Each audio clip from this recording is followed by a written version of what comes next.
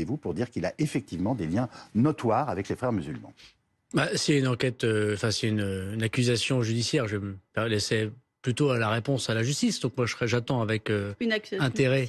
C'est une accusation de la part. Si je me porte plainte, je vais me répondre devant la justice de ces questions. Vous dites qu'il y a un lien notoire. Mais regardons, il y a rien judiciaire à ce stade. Pas polémiquer. Il porte plainte. Donc écoutez, là, on polémique pas. On vous demande si les propos que vous avez tenus sont sérieux et si vous avez de la matière pour les accréditer. Monsieur Benzema, qui est un très grand footballeur, qui a des millions de personnes qui le suivent sur Internet, je constate qu'il n'a toujours pas fait un tweet pour l'assassinat de ce professeur Arras. Je constate qu'il n'a pas fait de tweet non plus pour les bébés décapités, pour les femmes violées, pour les 1300 massacrés du terroriste islamiste en Israël.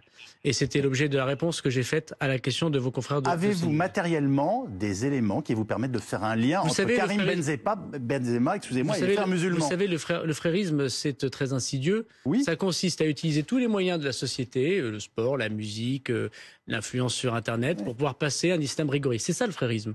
Et donc, malheureusement, je constate, et je serais très heureux que M. Benzema montre l'inverse, c'est par exemple qu'il puisse tweeter sur les assassinats dont est victime, par exemple, le professeur Darras, pour montrer que quand on a une parole aussi forte, alors qu'il est déjà connu, vous le savez bien, pour un islam extrêmement rigoriste, a des liens, et malheureusement, avec des personnes qui se sont parfois réjouies d'assassinat de Samuel Paty, par exemple, je souhaite que si jamais ces propos devaient être corrigés, qu'ils puissent montrer que, voilà, quand on tweete...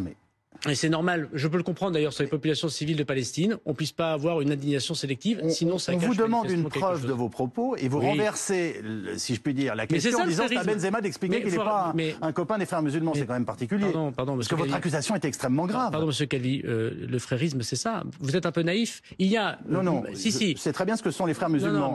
Vos propos sont extrêmement graves. Le frérisme, c'est ça. Et ils le sont d'autant plus si c'est vrai. Le frérisme, c'est ça. Le frérisme, c'est utiliser malheureusement de façon extrêmement insidieuse, des messages sélectifs, pouvoir montrer que il y a par le sport, par la musique, par la société finalement autre chose que ce qu'on pourrait appeler la radicalisation dans un lieu de culte, et qui est quelque chose qui se passait auparavant, et malheureusement par l'enseignement, et moi je salue d'ailleurs un certain nombre d'actions très fortes que fait le ministre de l'Éducation nationale sur ce sujet, pour pouvoir lutter contre le frérisme de manière générale. Gérald Darmanin, on peut, et vous le faites, contester le tweet qui a été celui de Karim Benzema, se poser la question effectivement de la non-réaction qu'il a eue sur ce qui s'est passé.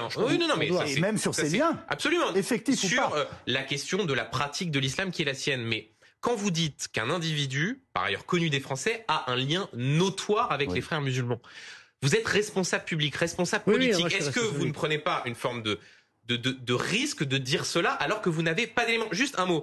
Quand on demande à votre entourage ce qui permet d'attester ce lien notoire que vous évoquez, vous dites que Karim Benzema fait du prosélytisme sur les réseaux sociaux autour du culte musulman, comme le jeûne, la prière, le pèlerinage à la Mecque.